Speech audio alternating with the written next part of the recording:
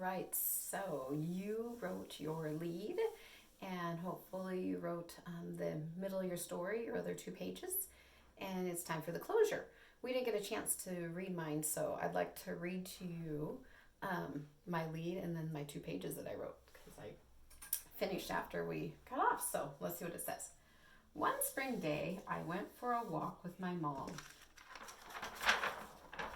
First, we walked by a food depot.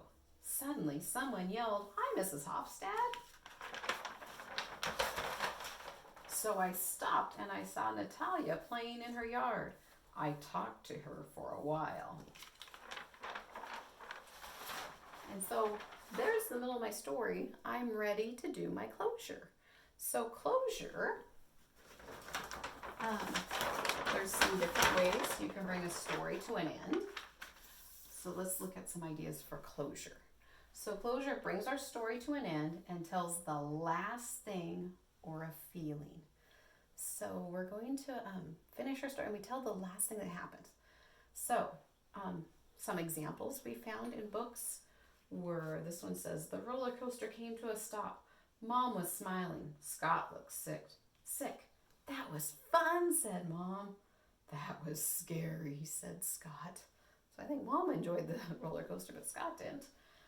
The snowy day, we used the beginning. Look at the end of this one. After breakfast, he called to his friend from across the hall, and they went out together into the deep, deep snow. So there's an ending. We didn't really come up with any ideas, but we did come up with some ideas from some kids in our class. So here's some endings that have been in narratives that we did a couple months ago.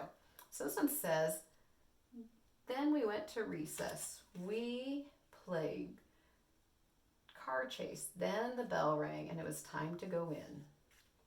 This one says, finally, we went to go swimming. And then this one added a feeling. It said, yay! We finished the course. So they're telling the feeling, what happened at the end of their story. So I put the end of my story. And I already wrote it today to show you. The end of my story goes like this. I decided to put finally, because that's a good transition for the end, and I'd already kind of had that idea. So I said, finally, we said goodbye. Then I added a feeling.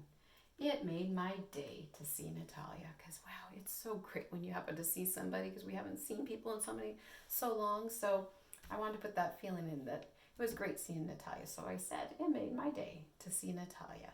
So I told the last thing that happened. Finally, we said goodbye. And then I put a feeling. It made my day to see Natalia. So today, your job, you're just thinking of a closure. How are you going to close the story up and tell us the last thing that happened, and maybe add a feeling to the end of how you felt about the experience you just wrote about.